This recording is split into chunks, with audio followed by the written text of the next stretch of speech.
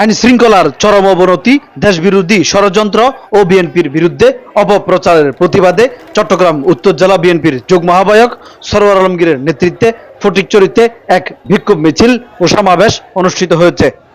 14 জুলাই বিকালে ফটিকছড়ি পৌরসভাস্থ দলীয় কার্যালয় থেকে মিছিলটি শুরু হয়ে চট্টগ্রাম খাগড়াছড়ি সড়ক প্রদক্ষিণ শেষে পুনরায় বীরহাট বাজার এলাকা ঘুরে পুনরায় দলীয় কার্যালয়ের সামনে এসে শেষ হয়।